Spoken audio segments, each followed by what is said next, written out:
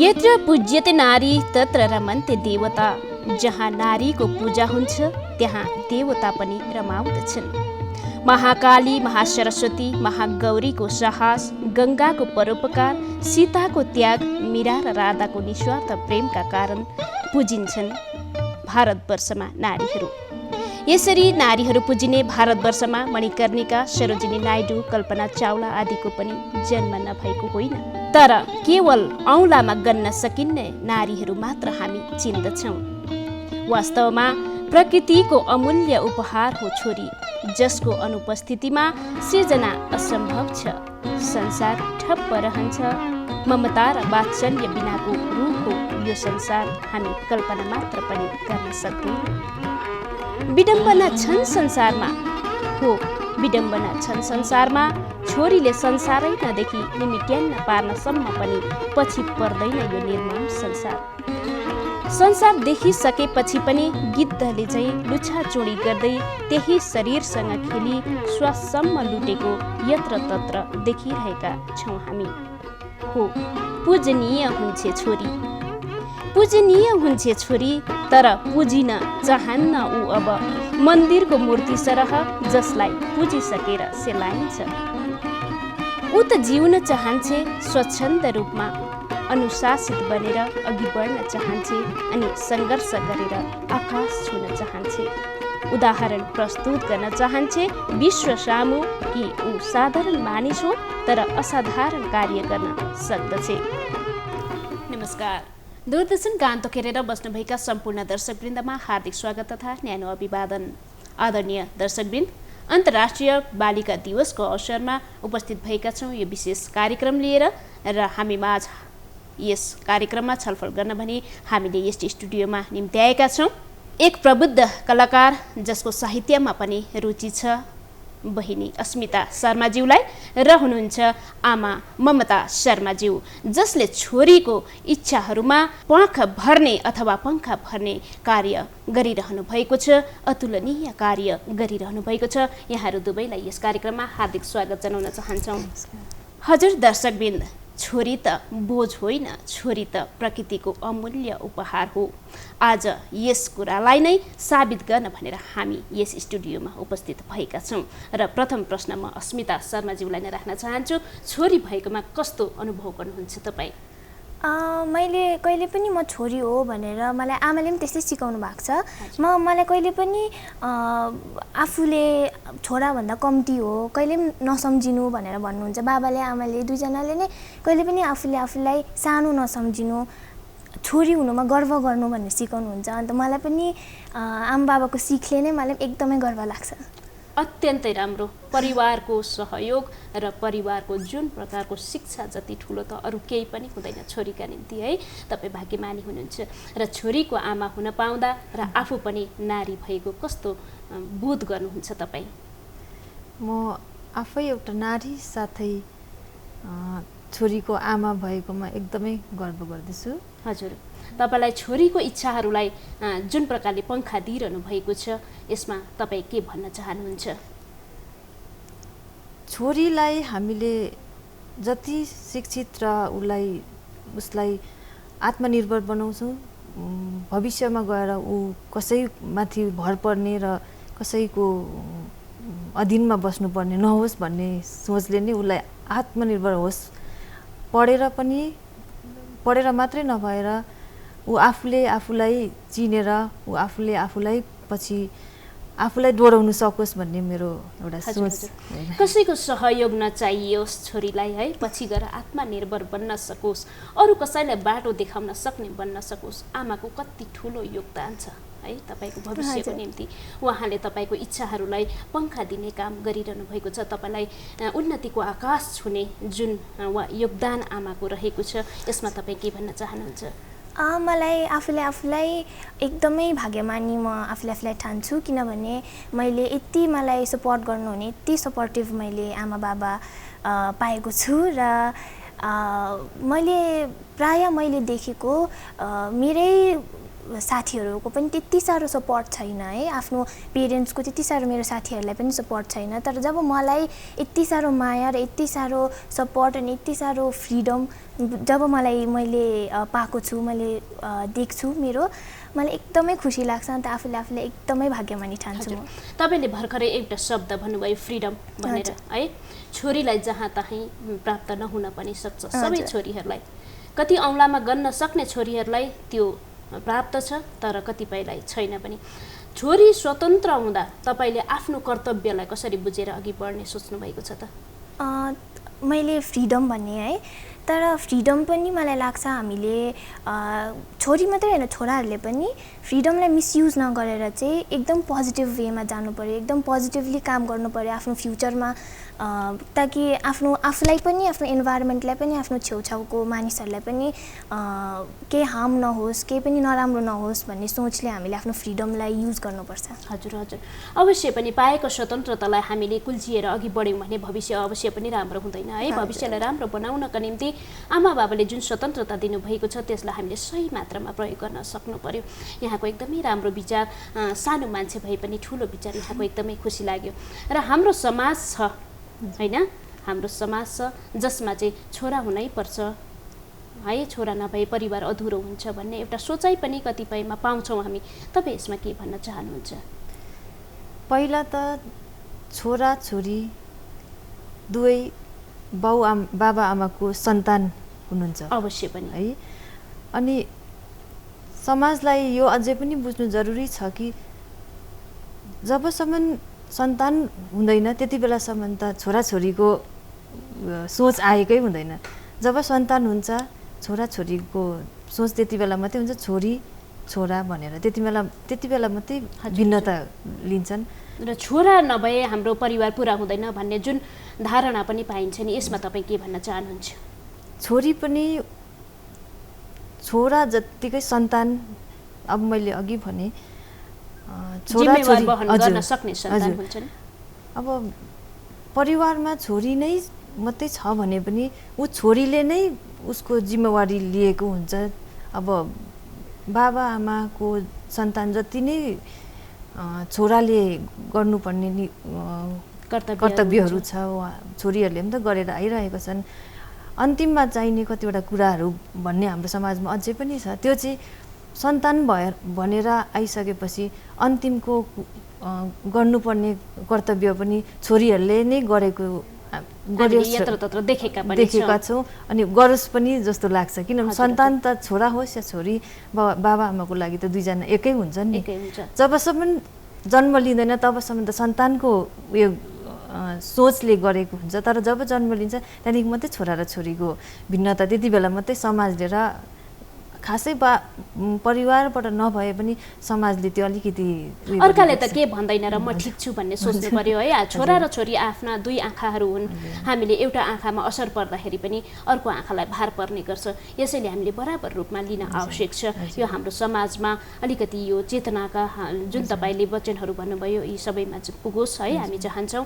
र अस्मिता, तपाईँले यो जुन कस्ट्युम लगाउनु भएको छ है, र यो विशेष गरी जान्न चाहन्छौँ हामी तपाईँले कुन चाहिँ कलाका निम्ति यसलाई लगाउनु भएको छ? म एउटा कथक डान्सर हो, म कथक डान्स गर्छु र मैले सिक्दै आइरहेको छु। र यो कस्ट्युम आमाले बनाउनु भएको, अनि कथकको लागि यो नेसेसरी हुन्छ, अन्त यो अर्नामेन्ट्स कस्ट्युम त्यहीको लागि। हजुर हजुर, कथक डान्स तपाईँ गर्नुहुन्छ है, र यसको निम्ति प्रेरणा कहाँबाट पाउनुभयो त तपाईँले? मैले मेरो डान्सको लागि नै प्रेरणा आमाबाट पाएको।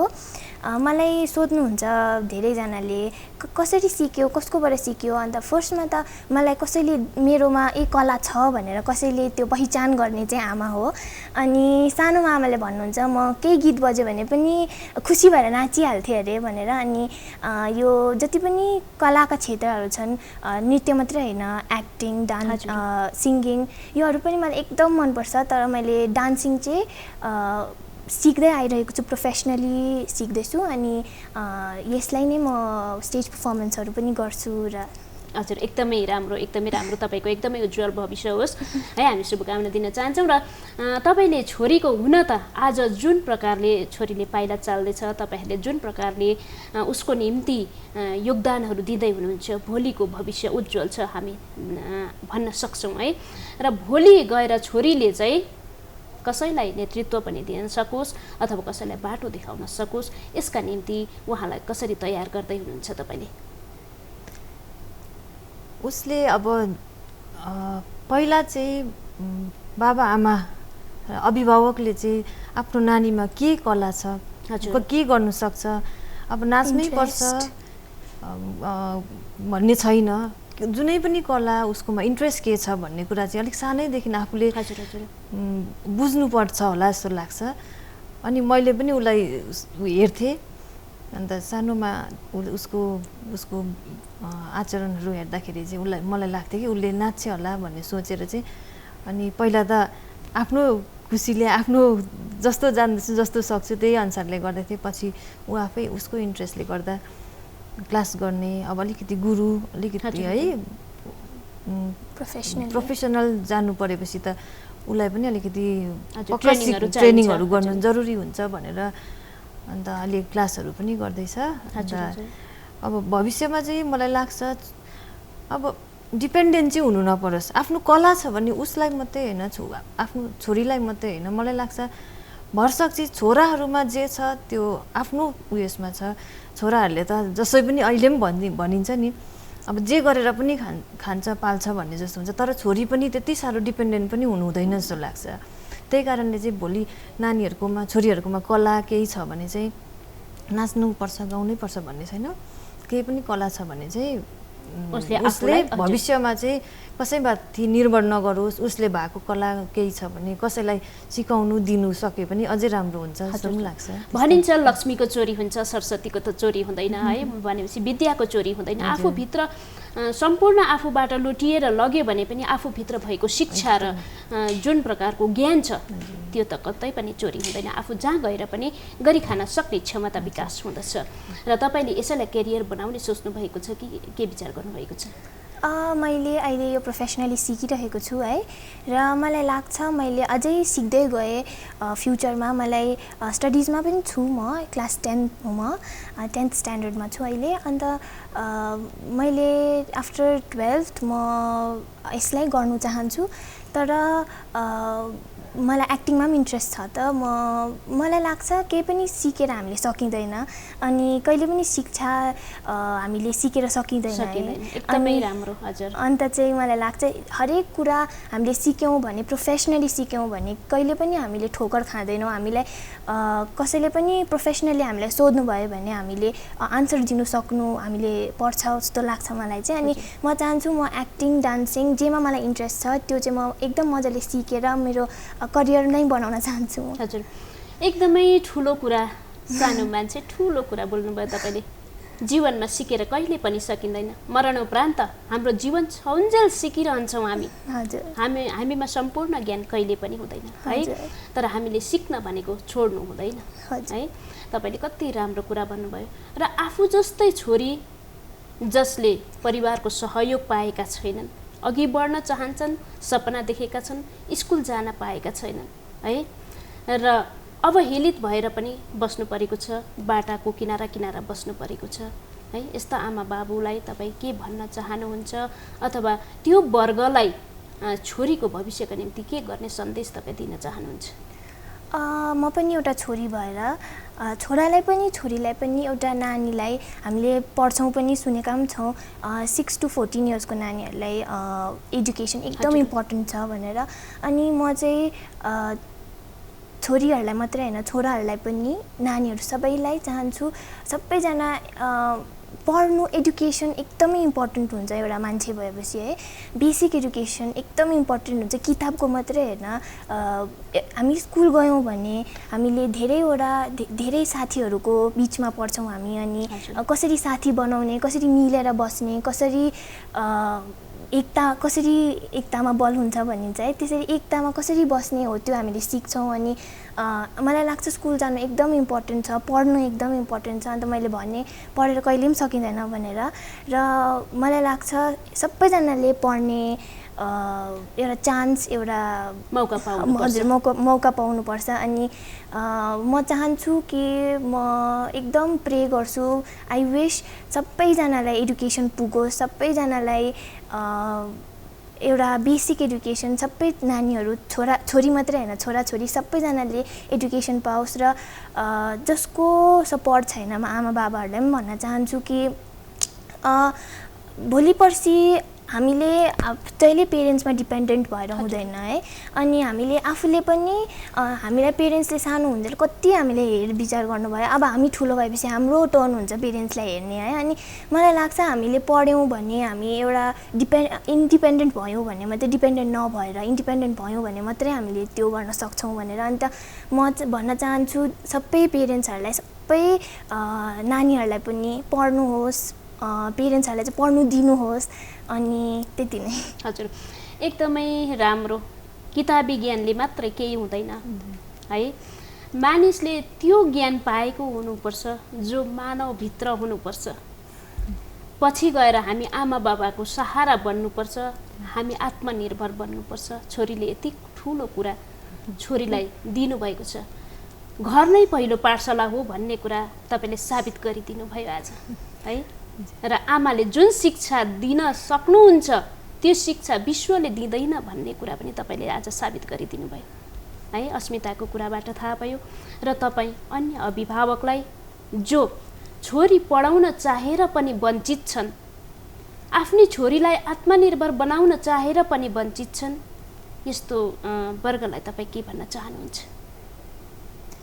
पहिला त सन्तानमा भेदभाव चाहिँ एकदमै गर्नु हुँदैन। हजुर, छोरा छोरी भनेपछि शिक्षित पार्यौँ भने त सन्तान आफ्नो हो नि। हजुर, ऊ भविष्यमा गएर सुख पाउनु दुःख पाउनु अलिकति त परिवारबाट पनि हुन्छ। अब हुनु चाहिँ भाग्यको कुरा पनि भन्छन् कतिले त होइन, तर अलिकति पढाइ र आफूमा केही कला केही कृति छ भने त भविष्यमा कसैमाथि भर पनि त पर्नु पर्दैन होला। पहिला चाहिँ शिक्षा नै एकदमै जरुरी छ। त्यसको लागि अब कति प्यारेन्ट्सलाई त त्यो उयो सम्भव पनि हुँदैन, चाहेर पनि गर्नु सक्नु भएको हुँदैन। त्यहाँ चाहिँ यस्तो पनि छ जस्तो मलाई लाग्छ कि इच्छा चाहिँ गर्नुपर्छ, त्यहाँ चाहिँ उपाय पनि हुन्छ है। जहाँ इच्छा गरिदिन्छ त्यहाँ उपाय हुन्छ। प्यारेन्ट्सले इच्छा गर्नु भएर नानीहरूले पनि इच्छा गरे भने चाहिँ त्यहाँनिर उपाय काहीँ न काहीँबाट निस्किन्छ होला। तर इन्ट्रेस्ट चाहिँ लिनुपर्छ, पढ्छु गर्छु, केमा इच्छा छ त्यसलाई चाहिँ अलिकति कसैलाई भनियो भने पनि त्यहाँबाट डाइरेक्ट इन्डाइरेक्ट जसरी हुन्छ हेल्प पाउनु पनि सकिन्छ। अहिले त एन्करेज गर्ने धेरै हुनुहुन्छ होइन, त्यसले गर्दाखेरि चाहिँ जहाँ इच्छा त्यहाँ उपाय। हजुर, सरकारहरूले धेरैवटा स्किमहरू पनि निकालिसकेको छ र छोरी मान्छेका निम्ति है बालिका समृद्धि योजना, सर्वशिक्षा अभियान, यी स्किमहरू छन्। सबैका निम्ति शिक्षा पुगोस् भन्ने ध्येय होला, तर पनि समाजमा बहुभाषीय, बहुसांस्कृतिक, बहुजातीय, बहुधार्मिक समाज हो भारत है। यहाँनिर सबैमा सुविधा पुग्न धेरै समय लाग्न सक्छ। अझै पनि हाम्रो भारतवर्ष, महात्मा गान्धीले भन्नुहुन्थ्यो, जब एउटी छोरी मान्छेले बीच सडकमा आधी रातमा एक्लै हिँड्न निर्धक्क सकी भने मात्र भारतले पूर्ण स्वतन्त्रता प्राप्त गर्नेछ भनेर महात्मा गान्धीले भन्नुहुन्थ्यो है। आज हाम्रा छोरीहरू कतिपय सुरक्षित नभएको पनि हामी देख्छौँ, ताजा घटनाहरू पनि हामी हेरिरहेका छौँ है। र हामीलाई दुःख लाग्छ। र छोरी शिक्षित भई भने अन्यायसँग लड्न सक्छ, यो चाहिँ हाम्रो सबैभन्दा ठुलो अब सम्पत्ति हो छोरी मान्छेका निम्ति। र तपाईँ साहित्यमा पनि रुचि राख्नुहुन्छ। हजुर, उदीयमान तपाईँ कलाकार हुनुहुन्छ, साथसाथै तपाईँको सृजना पनि हामी सुन्न चाहन्छौँ। तपाईँले लेखेको कविता पनि सुन्न चाहन्छौँ, भनिदिनुहोस्। हुन्छ, मैले यो कविता धेरै अघि लेखेको थिएँ है, म यही सुनाउन चाहन्छु। नारीको अस्मिता र चिन्हारी। म बिहानीको घाम भई सधैँ झुल्किरहनेछु, म साँझको शान्ति भई सधैँ छाइरहनेछु, म फुलको बास्ना भई सधैँ फैलिरहनेछु, म सङ्गीतको धुन भई सधैँ गुनगुनाउनेछु, म संसारको शान्ति हुँ, सधैँ अटल रहनेछु।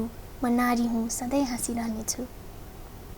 मैले साडी लाउँदा नि तिमीलाई रिस उठ्ने, मैले छोटो लुगा लाउँदा नि तिमीलाई रिस उठ्ने। हाम्रो गहना हाम्रो सुन्दरता हो, त्यसलाई नि दूषित नजरले हेर्छौ।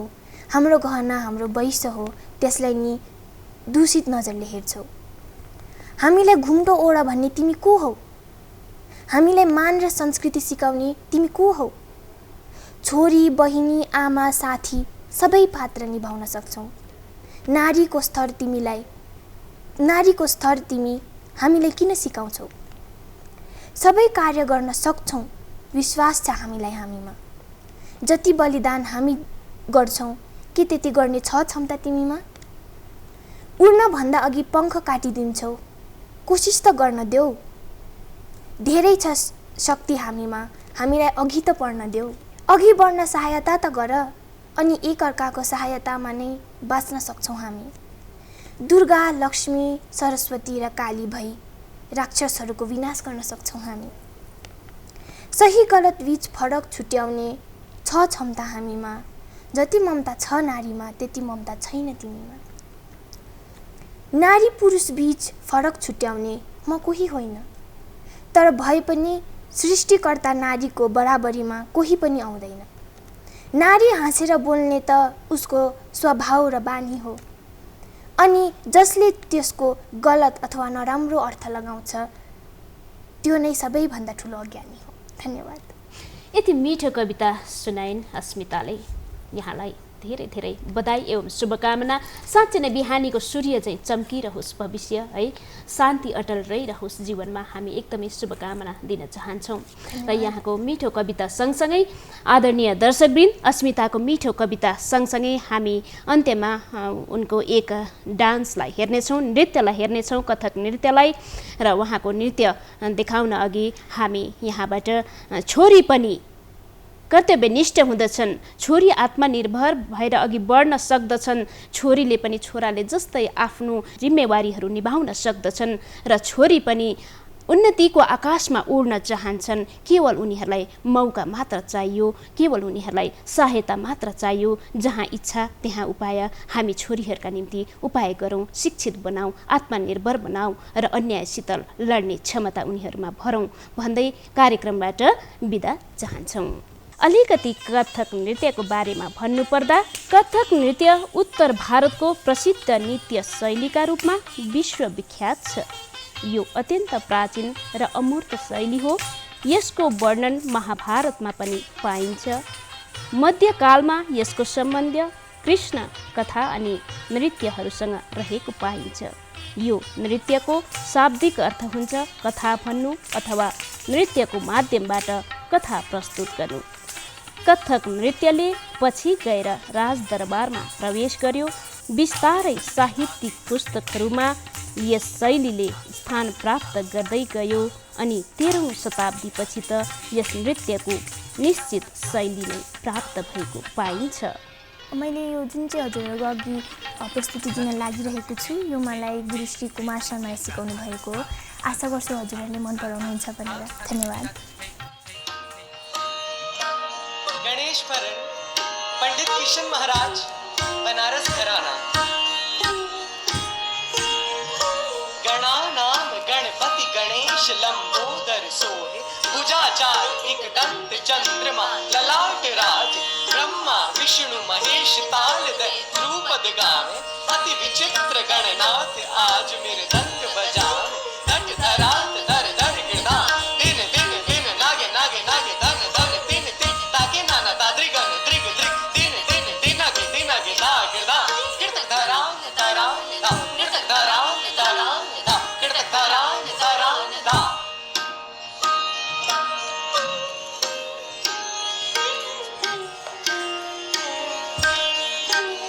एक परण ता हे हे तत आ हे हे तत ता हे हे तत आ हे हे तत धा गिर तक धुम गिर तक दे ता गिर दे ता कद कद गिर धा ता धा धा धा धा गिर धा ते ता गिर दे ता धुम गिर तक कद कद गिर धा धा धा गिर धा धा धा गिर धा धा धा कद कद गिर धा गिर दे ता धुम गिर तक कद कद गिर धा धा धा गिर धा धा धा धा धा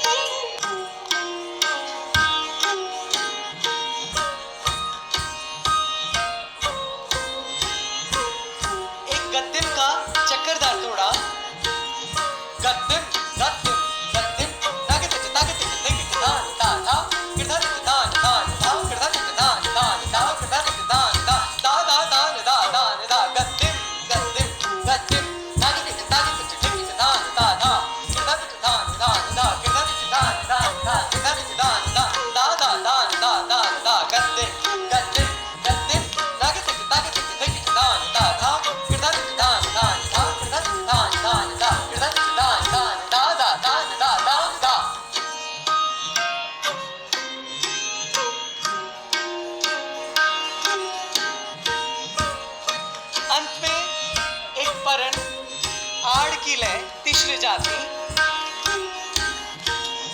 था धागे तिच धागे तिच था धागे तिच था फिर धागे तिच था गदी गने धागे तिच था धागे तिच धागे तिच गने गदी गने गदी गने धागे तिच गने गदी गने गदी गने धागे तिच गदी गने गदी गने था धागे तिच धागे तिच धागे तिच